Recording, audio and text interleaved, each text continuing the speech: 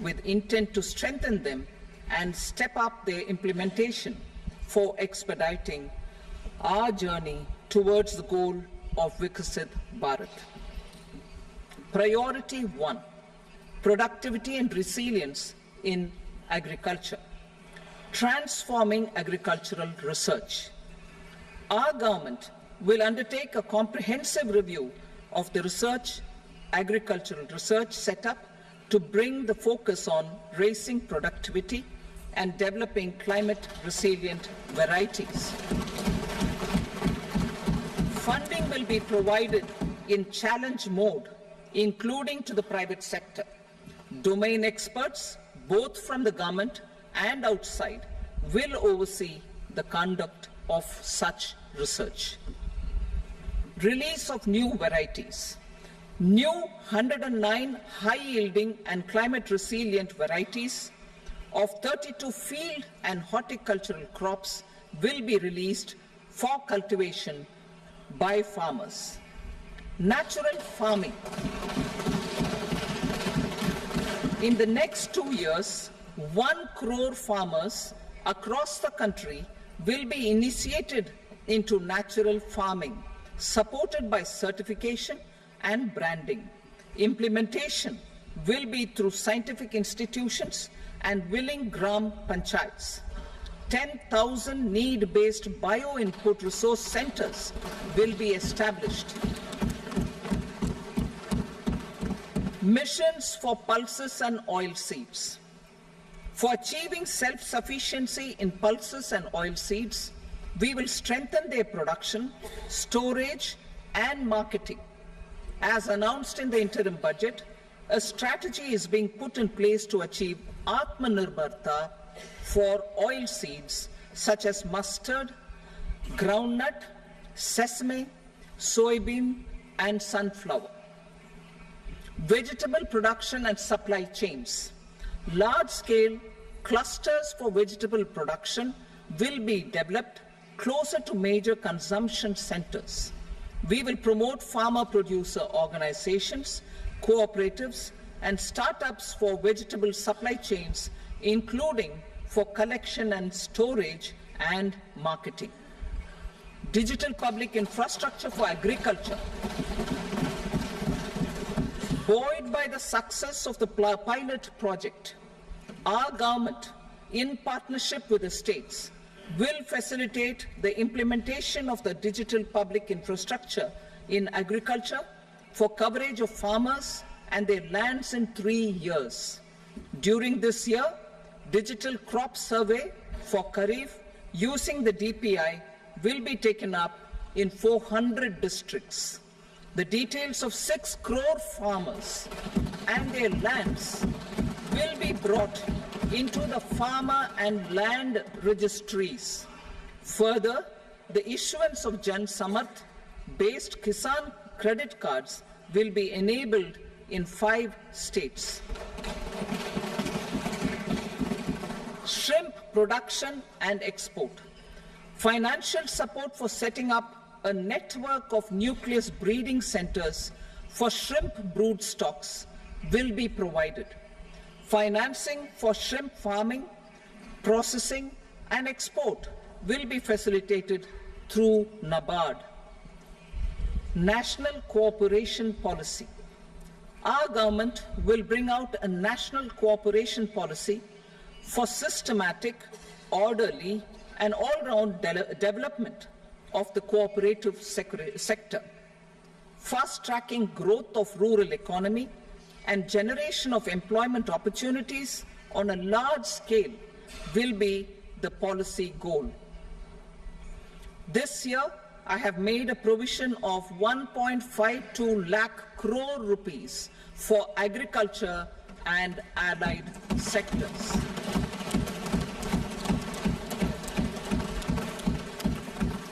Priority 2, employment and skilling. Employment-linked incentive. Our government will implement following 3 schemes for employment-linked incentive as part of the Prime Minister's package. These will be based on enrollment in the EPFO and focus on recognition of first-time employees and support to employees and employers. Scheme A, first-timers. This scheme will provide 1 month wage to all persons newly entering the workforce in all formal sectors.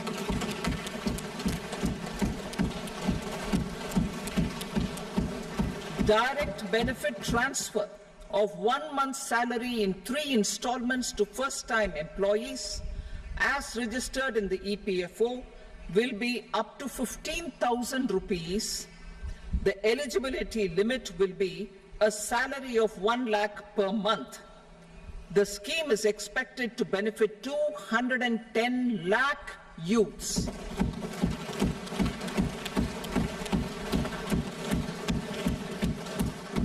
Scheme B, job creation in manufacturing.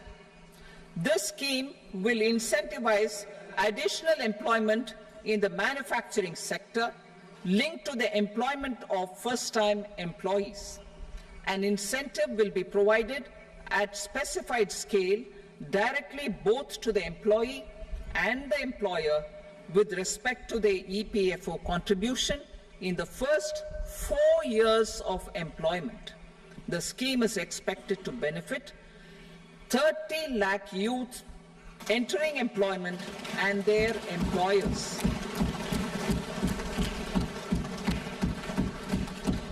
Scheme C, support to employers.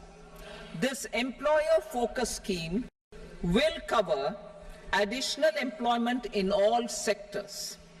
All additional employment within a salary of 1 lakh rupee per month will be counted.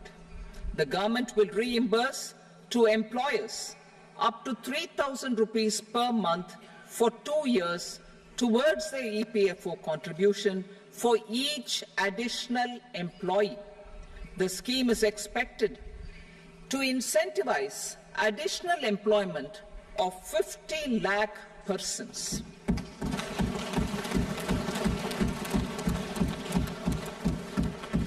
Participation of women in the workforce. We will facilitate higher participation of women in the workforce through setting up of working women hostels in collaboration with industry and establishing creches. In addition, the partnership will seek to organize women-specific skilling programs and promotion of market access for women SHG enterprises. Skilling program. I'm happy to announce a new centrally sponsored scheme as the 4th scheme under the Prime Minister's package for skilling in collaboration with state governments and industry. 20 lakh youth will be skilled over a 5-year period.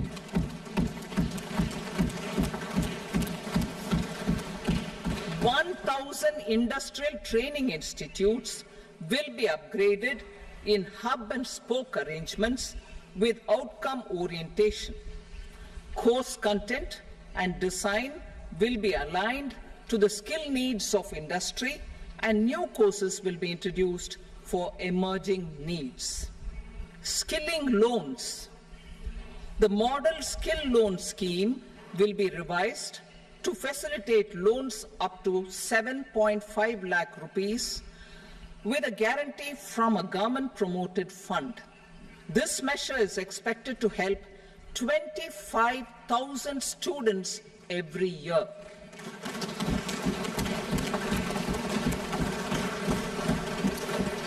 Education loans. For helping our youth who have not been eligible for any benefit under government schemes and policies, I am happy to announce a financial support for loans up to 10 lakh rupees for higher education in domestic institutions.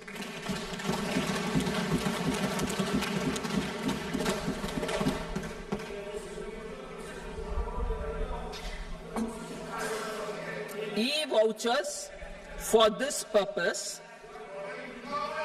E-vouchers for this purpose will be given directly to 1 lakh students every year for annual interest subvention of 3% of the loan amount.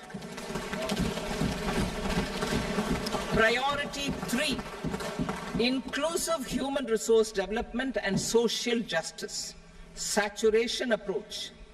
Our government is committed to all-round, all-pervasive and all-inclusive development of people, particularly farmers, youth, women and the poor.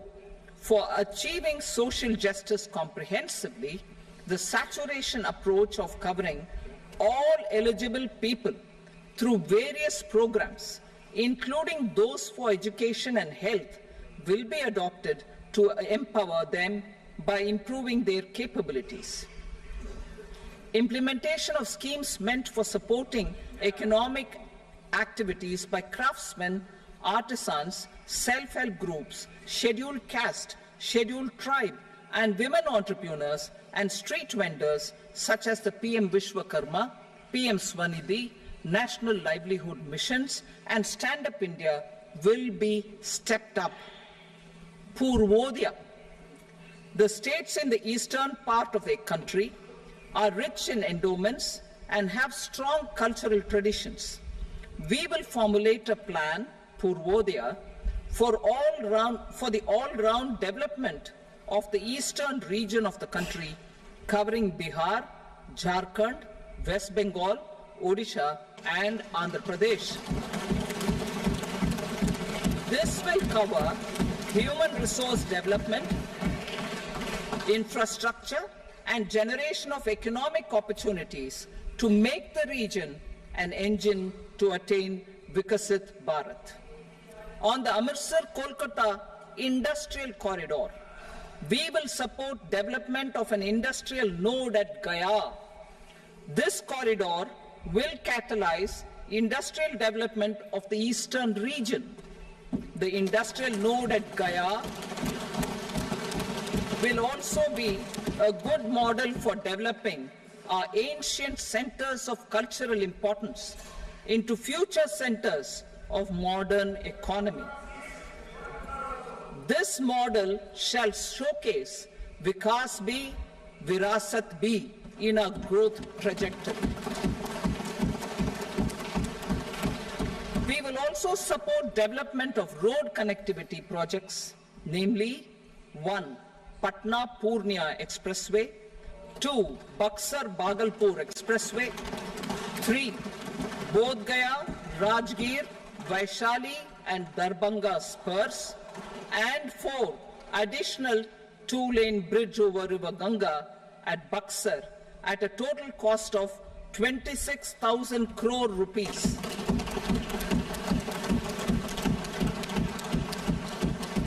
Power projects, including setting up of a new 2,400 megawatt power plant at Pir Painti, will be taken up at a cost of 21,400 crore rupees.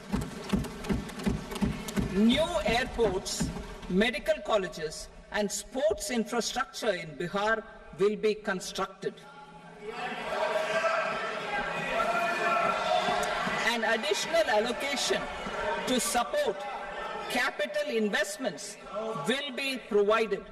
The requests of Bihar government for external assistance from multilateral development banks will be expedited.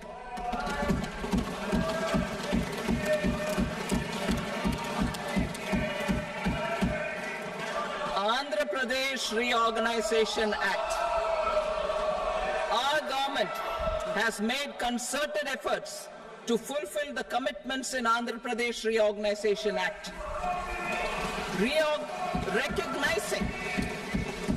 Recognizing the state's need for the capital, recognizing the state's need for a capital, we will facilitate special financial support through multilateral development agencies. In the current financial year, 15,000 crore rupees will be arranged with additional amounts in future years.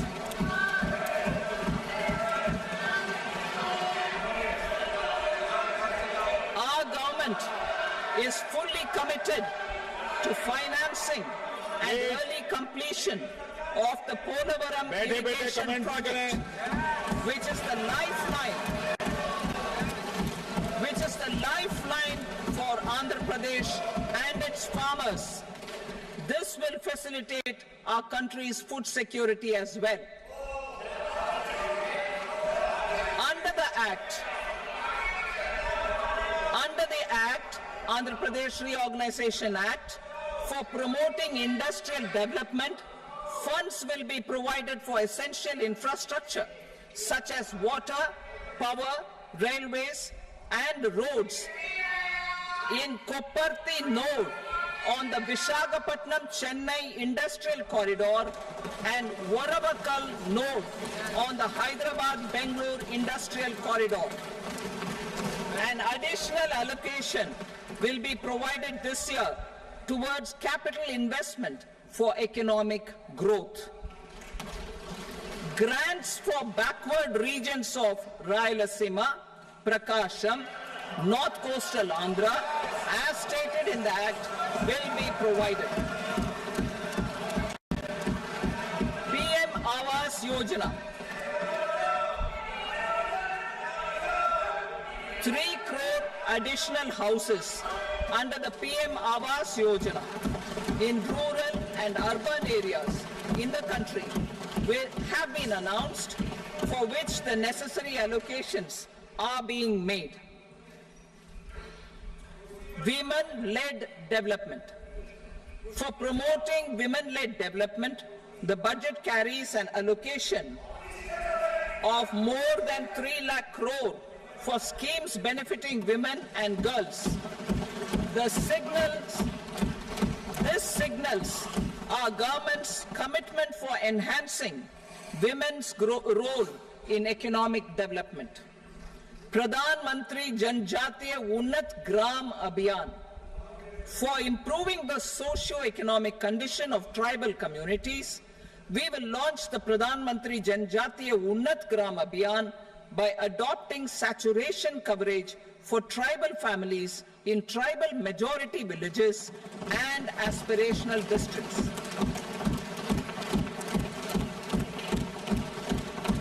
This will cover 63,000 villages, benefiting 5 crore tribal people. Bank branches in northeastern region. More than 100 branches of India Post Payment Bank will be set up in the northeast region to expand the banking services. This year, I have made a provision of 2.66 lakh crore rupees for rural development, including rural infrastructure. Priority 4, manufacturing and services, support for promotion of MSMEs. This budget provides special attention to MSMEs and manufacturing, particularly labor-intensive manufacturing. We have formulated a package covering financing, regulatory changes, and technology support for MSMEs to help them grow and also compete globally, as mentioned in the interim budget. I am happy to announce the following specific measures. Credit guarantee scheme for MSMEs in the manufacturing sector. For facilitating term loans to MSMEs for purchase of machinery and equipment without collateral or third-party guarantee, a credit guarantee scheme will be introduced. The scheme will operate on pooling of credit risks of such MSMEs. A separately constituted self-financing guarantee fund will provide to each applicant guarantee cover up to 100 crore rupees, while the loan amount may be larger.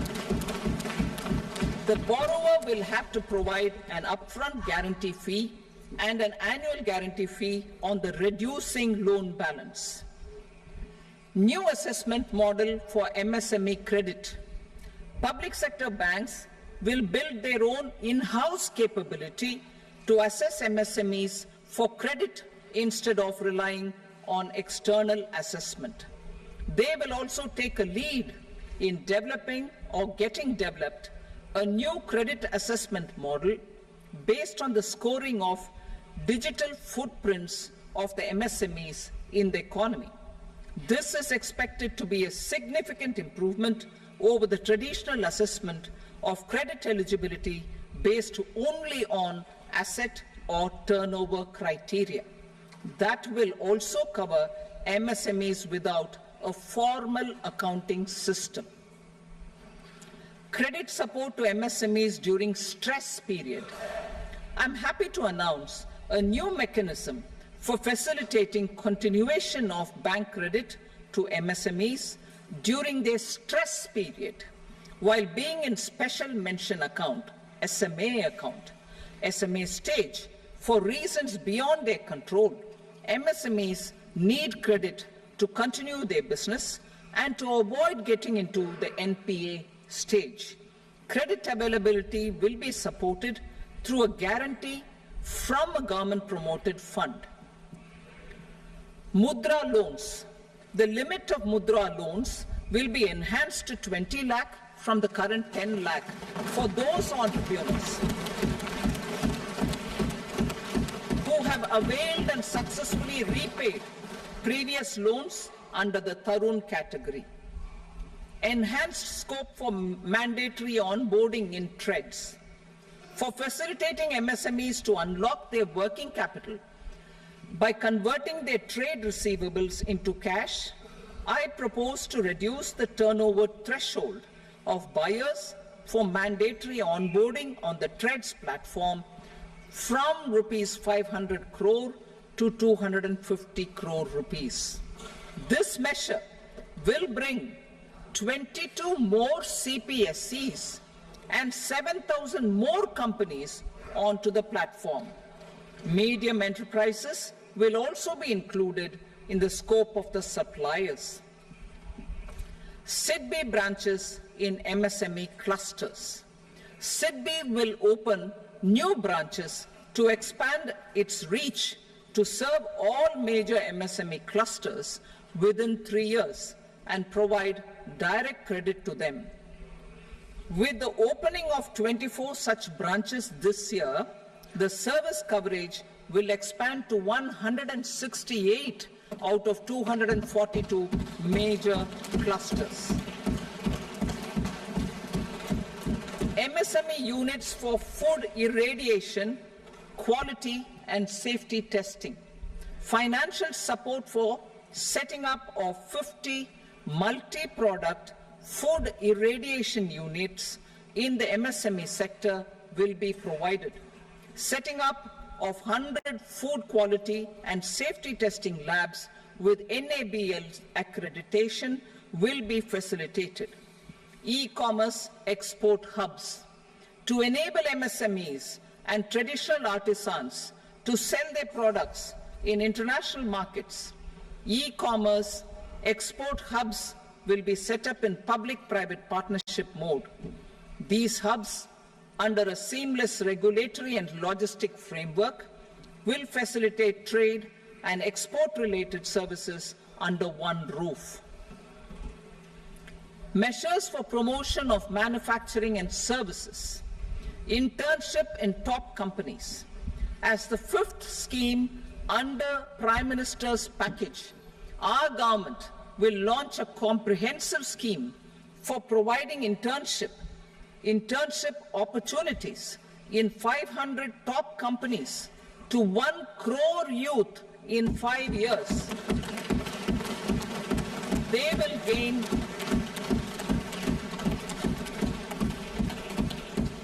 will gain exposure for 12 months to real-life business environment, varied professions, and employment opportunities. An internship allowance of 5,000 per month, 5,000 rupees per month, along with a one-time assistance of 6,000 rupees will be provided. Companies will be expected to bear the training cost and 10% of their internship cost from their CSR funds. Industrial parks. Our government will facilitate development of investment-ready, plug-and-play industrial parks with complete infrastructure in or near 100 cities in partnership with the states and private sector by better using town planning schemes. 12 industrial parks under the National Industrial Corridor Development Program also will be sanctioned.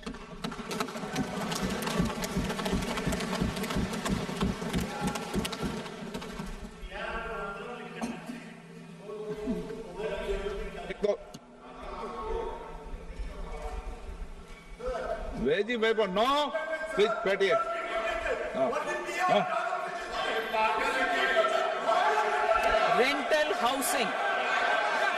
Rental housing with dormitory type accommodation for industrial workers will be, just 1 minute. Rental housing, I repeat, rental housing with dormitory type accommodation for industrial workers will be facilitated in PPP mode with VGF support and commitment from anchor industries.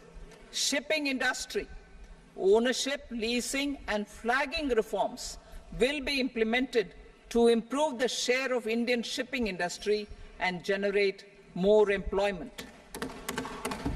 Critical mineral mission. We will set up a critical mineral mission for domestic production, recycling of critical minerals and overseas acquisition of critical mineral assets.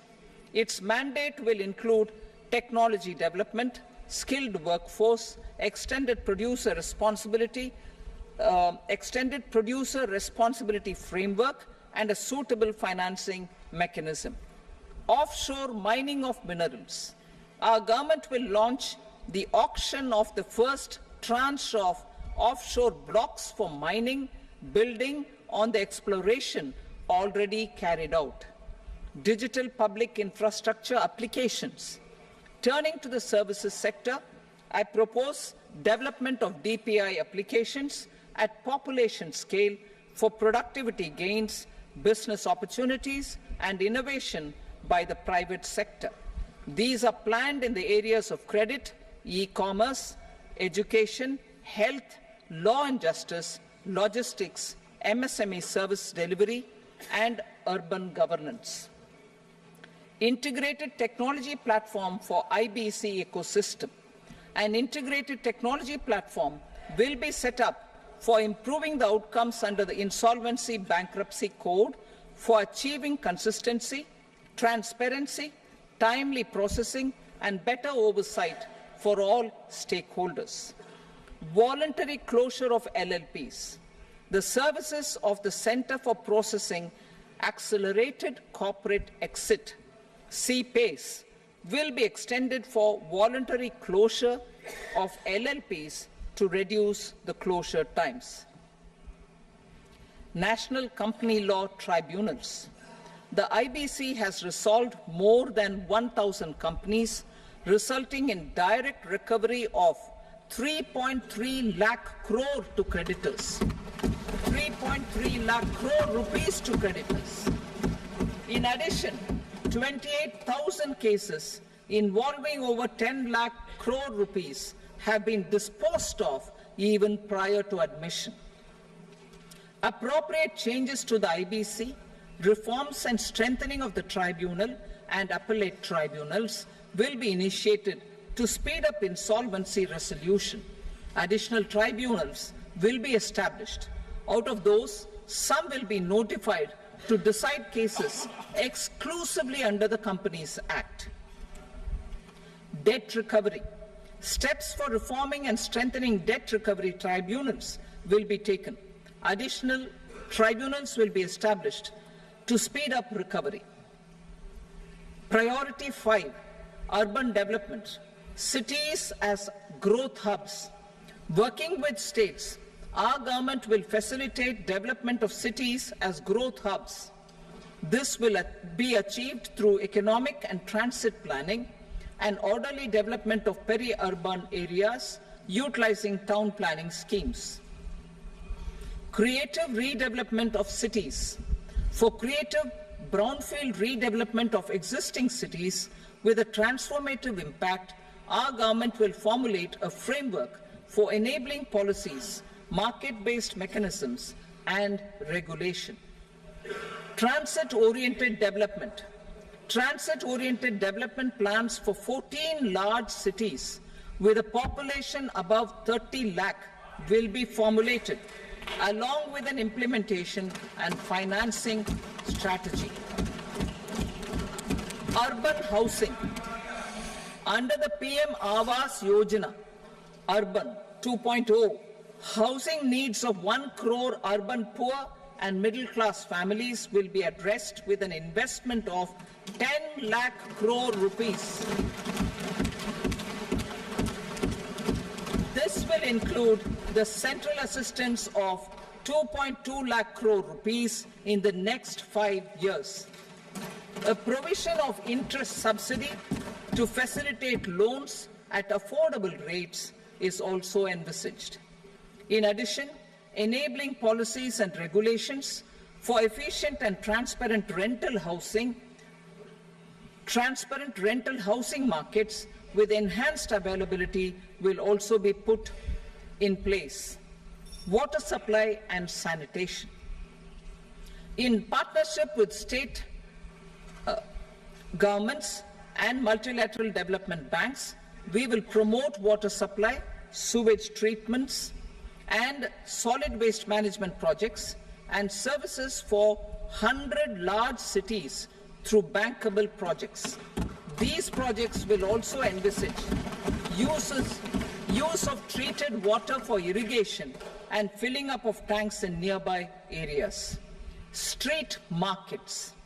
Building on the success of PM Swanidhi scheme in transforming the lives of street vendors, our government envisions a scheme to support each year over the next 5 years the development of 100 weekly hearts or street food hubs in select cities. Stamp duty. We will encourage states which continue to charge high stamp duty to moderate the rates for all and also consider further lowering duties for properties purchased by women. This reform will be made an essential component of urban development schemes. Priority 6, energy security, energy transition.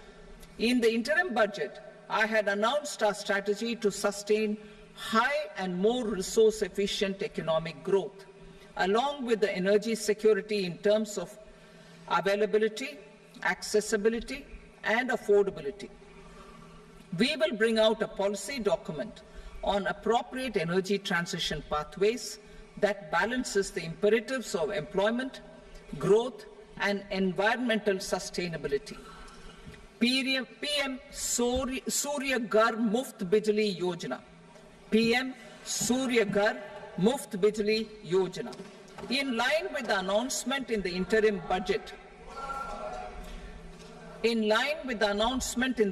budget, PM Surya Ghar Muft Bijli Yojana has been launched to install rooftop solar plants to enable 1 crore households obtain free electricity up to 300 units every month. The scheme has generated remarkable response with more than 1.28 crore registrations and 14 lakh applications, and we will further encourage it. Pumped storage policy. A policy for promoting pumped storage projects will be brought out for electricity storage and facilitating smooth integration of the growing share of renewable energy with its variable and intermittent nature in the overall energy mix. Research and development of small and modular nuclear reactors. nuclear energy is expected to form a very significant part of the energy mix for Viksit Bharat. Towards that pursuit, our government will partner with the private sector for 1. Setting up Bharat Small Reactors, 2. Research and development of Bharat Small Modular Reactor, and 3. Research and development of newer technologies for nuclear energy. The R&D funding announced in the interim budget will be made available for this sector also. Advanced ultra supercritical thermal power plants. The development of indigenous technology for advanced ultra supercritical thermal power plants with much higher efficiency has been completed. A joint venture between NTPC and BHEL will set up a full-scale 800 megawatt commercial plant using AUSC technology. The government will provide the required fiscal support. Moving forward, development of indigenous capacity for the production of high-grade steel and other advanced metallurgy materials for these plants will result in strong spin-off benefits for the economy. Roadmap for hard-to-abate industries. A roadmap for moving the hard-to-abate industries from energy efficiency targets to emission targets will be formulated. Appropriate regulations for transition of these industries from the current perform, achieve, and trade mode to Indian carbon market mode will be put in place. Support to traditional micro and small industries. An investment-grade energy audit of traditional micro and small industries in 60 clusters, including brass and ceramic, will be facilitated. Financial support will be provided for shifting them to cleaner forms of energy and implementation of energy efficiency measures. The scheme will be replicated in another 100 clusters in the next phase. Priority 7, infrastructure investment by central government. Significant investment the central government has made over the years in building and improving infrastructure has had a strong multiplier effect on the economy. We will endeavor to maintain strong fiscal support for infrastructure over the next 5 years in conjunction with imperatives of other priorities and fiscal consolidation. This year, I have provided 11,11,111 crore rupees for capital expenditure. This would be 3.4% of our GDP. Infrastructure investment by state governments. We will encourage states to provide support of similar scale for infrastructure, subject to their development priorities. A provision of 1.5 lakh crore rupees for long-term interest-free loans have been made this year also to support the states in their resource allocation. Private investment in infrastructure. Investment in infrastructure by private sector will be promoted through viability gap funding and enabling policies and regulations. A market-based financing framework will be brought out. Pradhan Mantri Gram Sadak Yojana, Phase 4 of the PMGSY will be launched to provide all-weather connectivity to 25,000 rural habitations, which have become eligible in view of their population increase. Irrigation and flood mitigation. Bihar has frequently suffered from floods, many of them originating outside the country. Plans to build flood control structures in Nepal are yet to progress.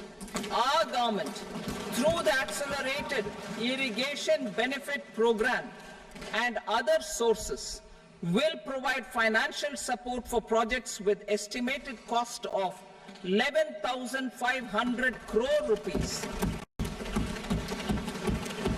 such as the Kosi-Michi intra-state link and 20 other ongoing and new schemes, including barrages, river pollution abatement, and irrigation projects. In addition, survey and investigation of Kosi-related flood mitigation and irrigation projects will be undertaken. Assam grapples with floods every year by the Brahmaputra River and its tributaries originating outside India. We will provide assistance to Assam for flood management and related projects.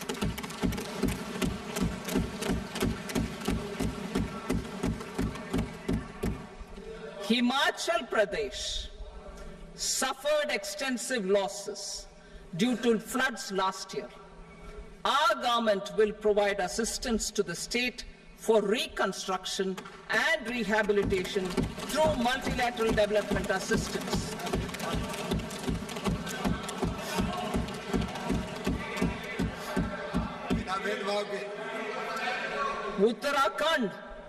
Uttarakhand too suffered losses due to cloudbursts and massive landslides. We will provide assistance to the state. Recently, Sikkim witnessed devastating flash floods and landslides that wreaked havoc across the state. Our government will provide assistance to the state.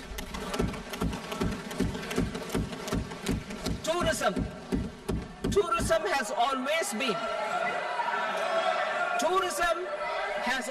been a part of our civilization.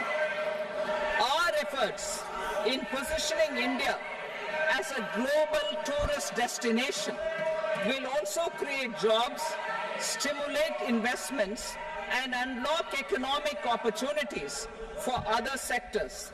In addition to the measures outlined in the interim budget, I propose the following measures.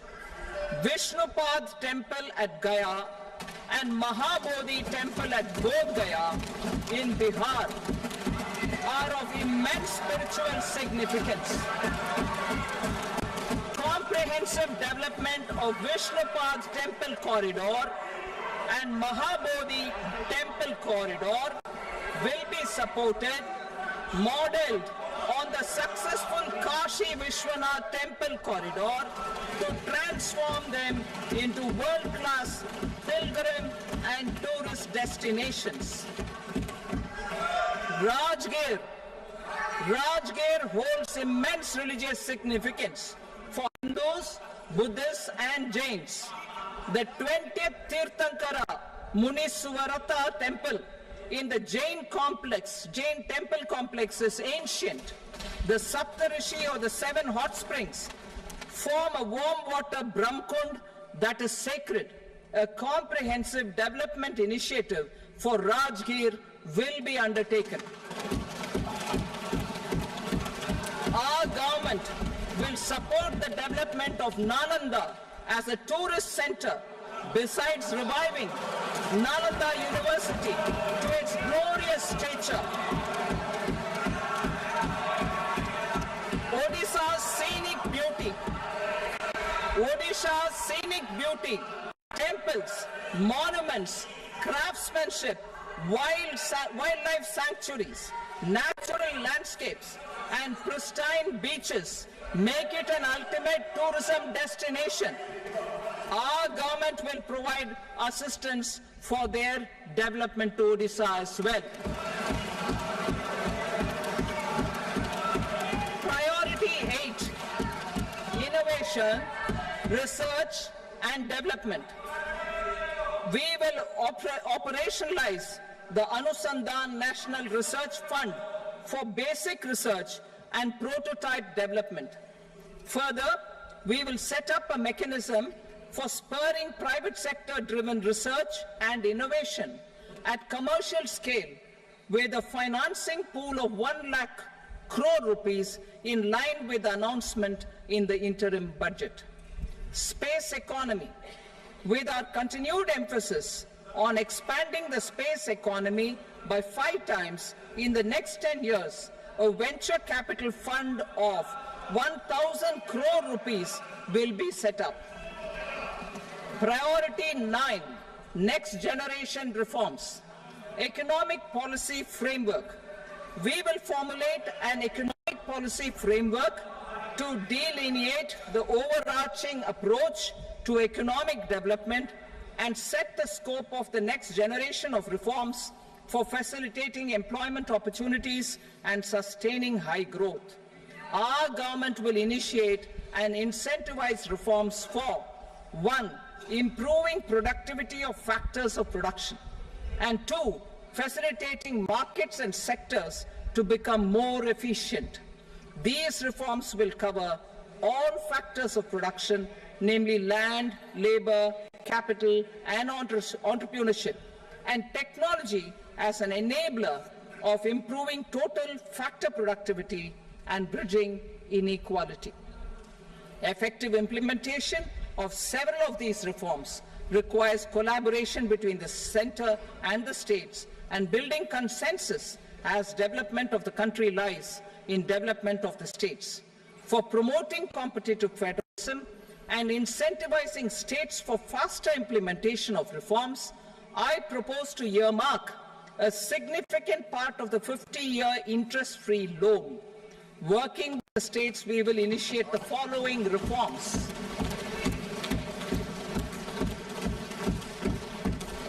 Land-related reforms and actions, both in the rural and urban areas, will cover land administration, will cover 1. Land administration, planning and management, and 2.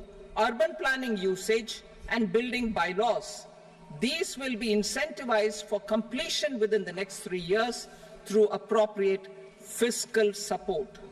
Rural land-related actions. Rural land-related actions will include 1. Assignment of unique land parcel identification number, UL PIN, or Bhu Aadhaar for all lands. 2. Digitization of cadastral maps. 3. Subdivisions, survey of map subdivisions as per current ownership. 4. Establishment of land registry. And 5. Linking to the farmers registry.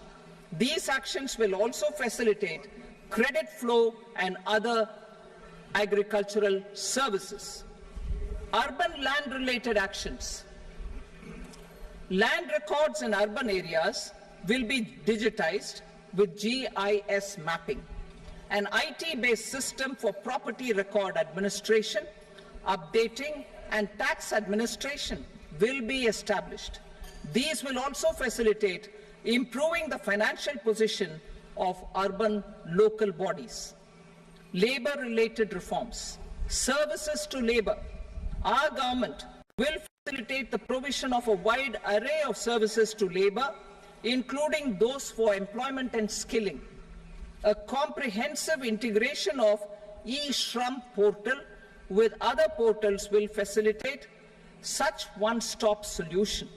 Open architecture databases for the rapidly changing labor market, skill requirements, and available job roles, and a mechanism to connect job aspirants with potential employers and skill providers will be covered in these services. Shram Suvidha and Samadhan portal. Shram Suvidha and Samadhan portal will be revamped to enhance ease of compliance for industry and trade. Capital and entrepreneurship related reforms, financial sector vision and strategy. For meeting financing needs of the economy, our government will bring out a financial sector vision and strategy document to prepare the sector in terms of size, capacity, and skills. This will set the agenda for the next 5 years and guide the work of the government, regulators, financial institutions, and market participants. Taxonomy for climate finance. We will develop taxonomy for climate finance for enhancing the availability of capital for climate adaptation and mitigation. This will support achievement of the country's climate commitments and green transition. Variable capital company structure. We will seek the required legislative approval for providing an efficient and flexible mode for financing leasing of aircrafts and ships and pooled funds of private equity through a variable company structure. Foreign direct investments and overseas investment. The rules and regulations for foreign direct investment and overseas investments will be simplified to 1. Facilitate foreign direct investments, 2. Nudge prioritization, and 3. Promote opportunities for using Indian rupee as a currency for overseas investment. NPS Vatsalya. NPS Vatsalya, a plan for contribution by parents and guardians for minors, will be started. On attaining the age of majority, the plan can be converted seamlessly into a normal NPS account. Use of technology. We have successfully used technology for improving productivity and bridging inequality in our economy during the past 10 years. Public investment in digital infrastructure and innovations by the private sector have helped in improving access of all citizens, particularly the common people, to market resources, education, health and services. We will step up adoption of technology towards digitalization of the economy. Ease of doing business. For enhancing ease of doing business, we are already working on the Jan Vishwas Bill 2.0. Further, states will be incentivized for implementation of the business reforms, action plans, and digitalization. Data and statistics. For improving data governance, collection, processing and management of data and statistics, different sectoral databases, including those established under the Digital India Mission, will be utilized with active use of technology tools. New pension scheme. The committee to review the NPS has made considerable progress in its work. I'm happy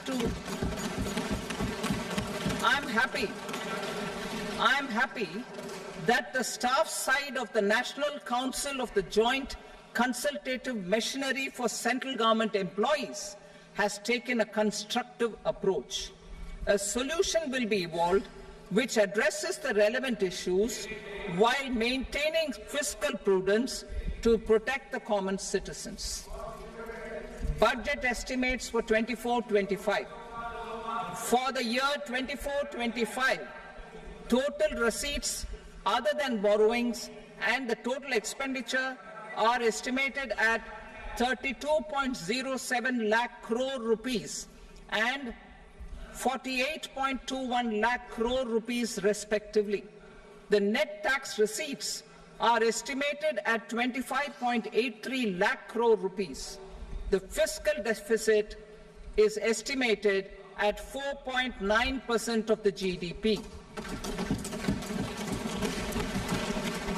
The gross and the net market borrowings through dated securities during 24-25 are estimated at 14.01 lakh crore rupees and 11.63 lakh crore rupees respectively. Both will be less than that in 23-24. The fiscal consolidation path announced by me in 2021 has served our economy very well, and we aim to reach the deficit below 4.5% next year. The government is committed to staying the course. From 2026-27 onwards, our endeavour will be to keep the fiscal deficit each year such that the central government's debt will be on a declining path as percentage of GDP. I will now move to Part B.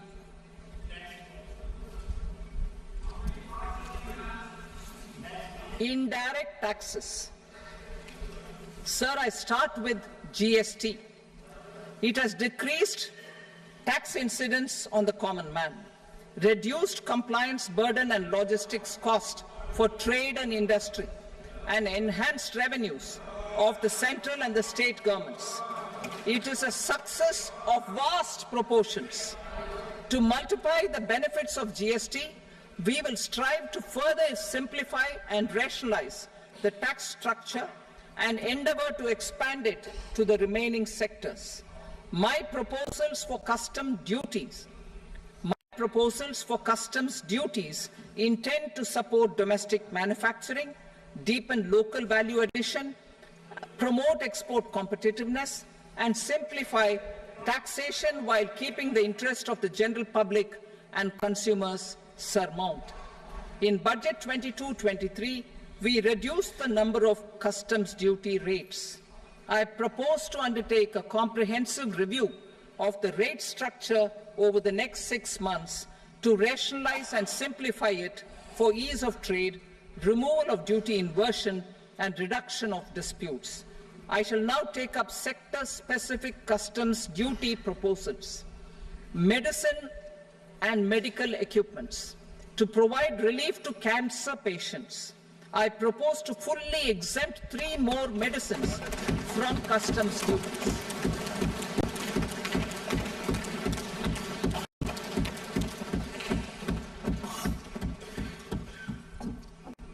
I also propose changes in the BCD on X-ray tubes and flat panel detectors for use in medical X-ray machines under the phased manufacturing program so as to synchronize them with the domestic capacity addition. Mobile phone and related parts. With a 3-fold increase in domestic production and almost a 100-fold jump in exports of mobile phones over the last 6 years, the Indian mobile industry has matured. In the interest of consumers, I now propose to reduce the BCD on mobile phone, mobile PCBA, and mobile charger to 15%. Critical minerals. Minerals such as lithium, copper, cobalt, and rare earth elements are critical for sectors like nuclear energy, renewable energy, space, defense, telecommunications, and high-tech electronics. I propose to fully exempt customs duties on 25 critical minerals and reduce BCD on 2 of them. This will provide a major fillip to the processing and refining of such minerals and help secure their availability for these strategic and important sectors. Solar energy. Energy transition is critical in the fight against climate change. To support energy transition, I propose to expand the list of exempted capital goods for use in the manufacture of solar cells and panels in the country. Further, in view of sufficient domestic manufacturing capacity of solar gas, glass, and tinned copper interconnect, I propose not to extend the exemption of customs duties provided to them. Marine products. India's seafood exports in the last financial year touched an all-time high of more than 60,000 crores of rupees. Frozen shrimp accounted for about 2/3 of these exports. To enhance their competitiveness, I propose to reduce BCD on certain broodstock, polychaete worms, shrimp, and fish feed to 5%. I also propose to exempt customs duty on various inputs for manufacture of shrimp and fish feed. Leather and textile. Similarly, to enhance the competitiveness of exports in the leather and textile sectors, I propose to reduce BCD on real down-filling material from duck or goose.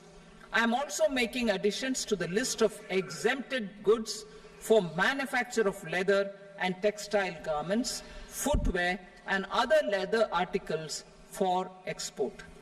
To rectify inversion in duty, I propose to reduce BCD subject to conditions on methylene diphenyl diisocyanate MDI for manufacture of spandex yarn from 7.5 to 5%. Furthermore, the export duty structure on raw hides, skin, and leather is proposed to be simplified and rationalized. Precious metals. To enhance domestic value addition in gold and precious metal jewelry in the country, I propose to reduce customs duties on gold and silver to 6% and that of platinum to 6.4%. Other metals, steel and copper are important raw materials. To reduce their cost of production, I propose to remove the BCD on ferronickel and blister copper. I am also continuing with nil BCD on ferrous scrap and nickel cathode and concessional BCD of 2.5% on copper scrap. Electronics. To increase value addition in the domestic electronics industry, I propose to remove the BCD subject to conditions on oxygen-free copper for manufacture of resistors. I also propose to exempt certain parts for manufacture of connectors. Chemicals and petrochemicals. To support existing and new capacities in the pipeline, I propose to increase the BCD on ammonium nitrate from 7.5% to 10%. Plastics. PVC flex banners are non-biodegradable and hazardous for environment and health. To curb their imports, I propose to raise the BCD on them from 10 to 25%. Telecommunication equipment. To incentivize domestic manufacturing, I propose to increase the BCD from 10 to 15% on PCBA of specified telecom equipment. Trade facilitation.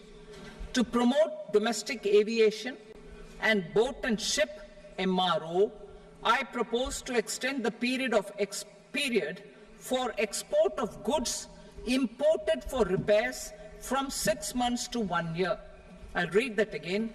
To promote domestic aviation and boat and ship maintenance, repair and operations, I propose to extend the period for export of goods imported for repairs from 6 months to 1 year.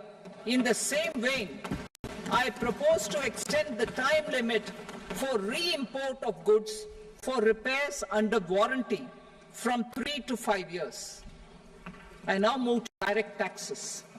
We will continue our efforts to simplify taxes, improve taxpayer services, provide tax certainty, and reduce litigation while enhancing revenues for funding the development and welfare schemes of the government. It has been our endeavor to simplify taxation. We have taken a number of measures in the last few years, including introduction of simplified tax regimes without exemptions and deductions for corporate tax and for personal income tax. This has been appreciated by taxpayers. 58% of corporate tax came from the simplified tax regime in the financial year 22-23.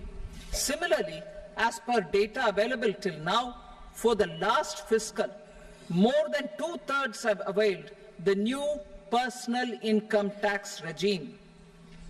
Comprehensive review of the Income Tax Act. I am now announcing a comprehensive review of the Income Tax Act 1961. The purpose is to make the Act concise, lucid, easy to read and understand. This will reduce disputes and litigation, thereby providing tax certainty to the taxpayers. I will also bring down the demand embroiled in litigation. It is proposed to be completed in 6 months. A beginning is being made in the finance bill by simplifying the tax regime for charities, tedious rate structures, provisions of reassessment and such provisions, and capital gains taxation. Simplification for charities and tedious. The two tax exemption regimes for charities are proposed to be merged into one. The 5% TDS rate on many payments is being merged into the 2% TDS rate, and the 20% TDS rate on repurchase of units by mutual funds or UTI is being withdrawn. TDS rate on e-commerce operators is proposed to be reduced from 1 to 0.1%. Moreover, credit of TCS is proposed to be given in the TDS to be deducted on salary. Further, I propose to decriminalize delay for payment of TDS up to the due date of filing statement for the same. I also plan to provide a standard operating procedure for TDS defaults and simplify and rationalize the compounding guidelines for such defaults. Simplification of reassessment. I propose to thoroughly simplify the provisions for reopening and reassessment. An assessment hereinafter can be reopened beyond 3 years from the end of the assessment year only if the escaped income is 50 lakh rupees or more, up to a maximum period of 5 years from the end of the assessment year. Even in such cases, a time limit of 6 years before the year of the search, as against the existing time limit of 10 years, is being proposed. This will reduce tax uncertainty and disputes.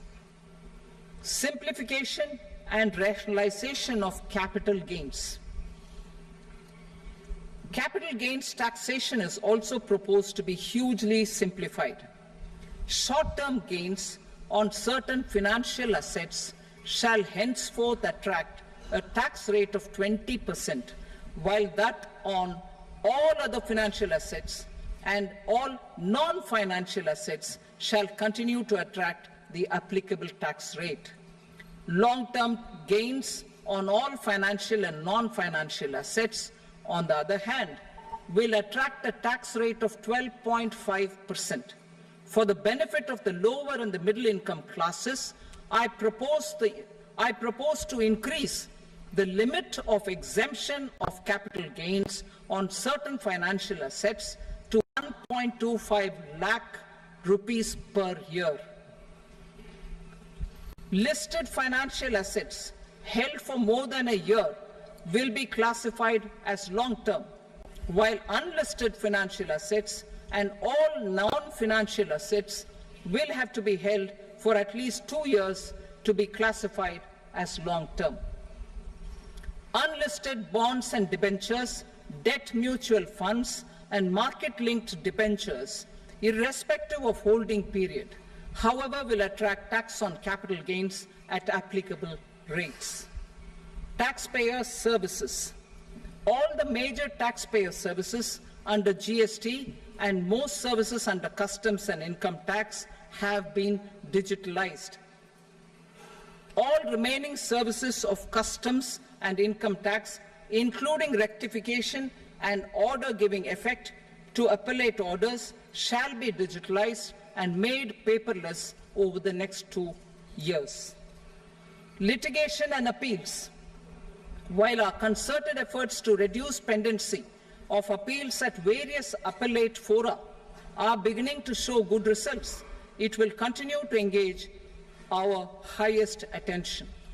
To dispose of the backlog of first appeals, I plan to deploy more officers to hear and decide such appeals, especially those with large tax effect. for resolution of certain income tax disputes pending an appeal. I am also proposing Vivad Se Vishwas Scheme 2024. Further, I propose to increase monetary limits for filing appeals related to direct taxes, excise and service tax in the tax tribunals, high courts and Supreme Court to 60 lakh rupees, 2 crore rupees and 5 crore respectively, with a view to reduce litigation and provide certainty in international taxation. We will expand the scope of safe harbor rules and make them more attractive. We will also streamline the transfer pricing assessment procedure. Employment and investment. I have a few proposals to promote investment and foster employment.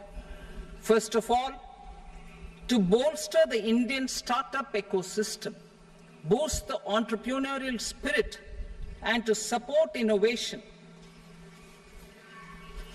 I propose to abolish the so-called angel tax for all classes of investors.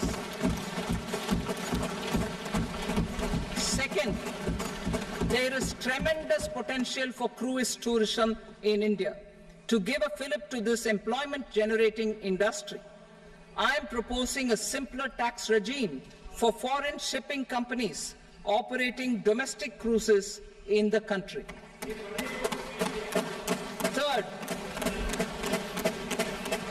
India is a world leader in the diamond cutting and polishing industry, which employs a large number of skilled workers. To further promote the development of this sector, we would provide for safe harbor rates for foreign mining companies selling raw diamonds in the country. Fourth, to attract foreign capital for our development needs, I propose to reduce the corporate tax rate on foreign companies from 40 to 35%. Deepening the tax base. I have a couple of proposals for deepening the tax base. First, security transaction tax on futures and options of securities is proposed to be increased to 0.02% and 0.1% respectively. Second, for reasons of equity, I propose to tax income received on buyback of shares in the hands of recipients.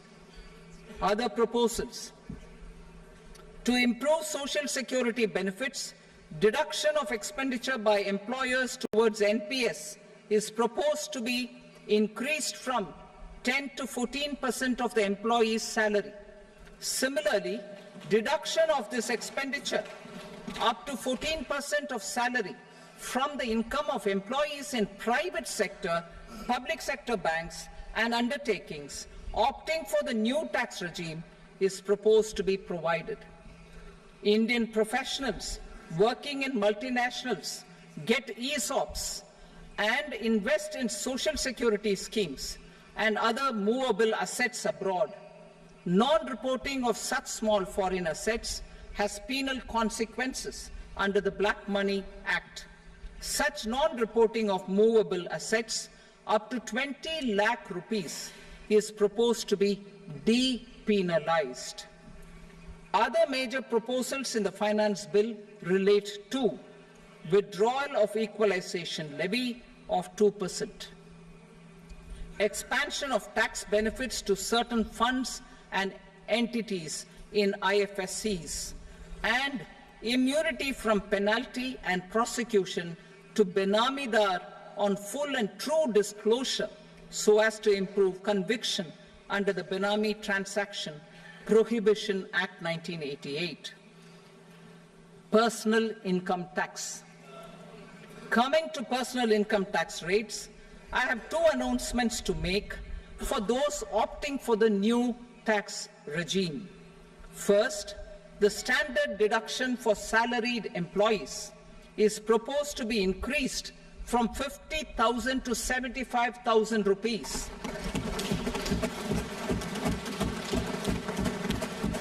Similarly, deduction on family pension for pensioners is proposed to be enhanced from 15,000 to 25,000 rupees. This will provide relief to about 4 crore salaried individuals and pensioners.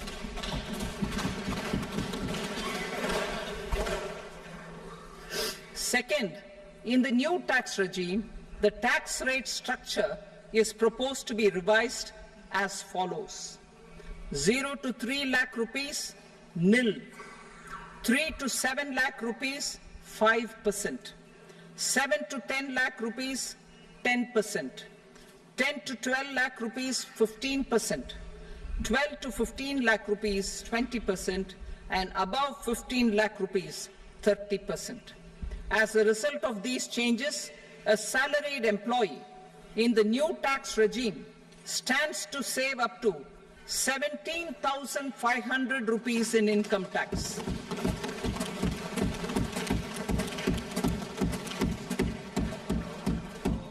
Apart from these, I am also making some other changes as given in the annexure.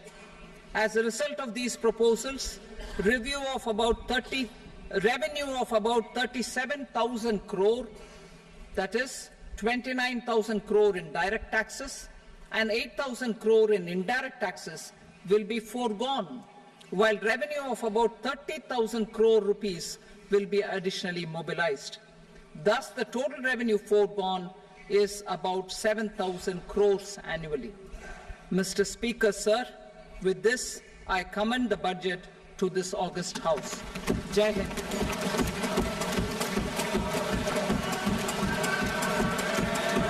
Item number 2. Item number 2.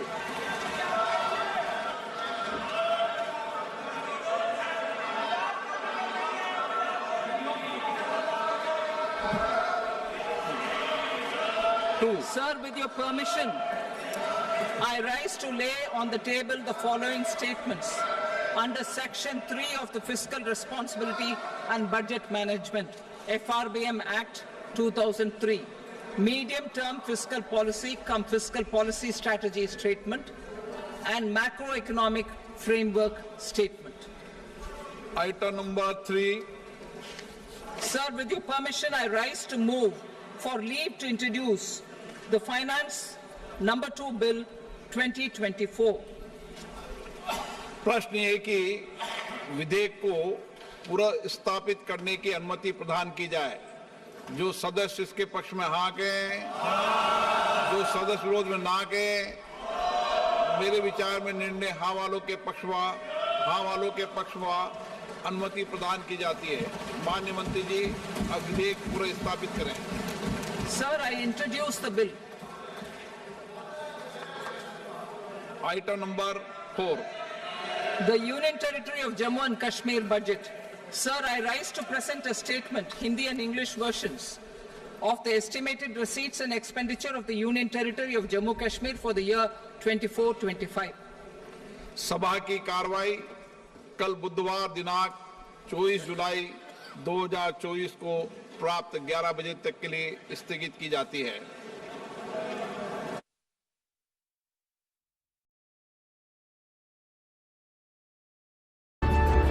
जज्बा सच का लिए, सच दिखाते हैं। सांसद पप्पू यादव को पूर्णिया से मधेपुरा में आयोजित स्वागत।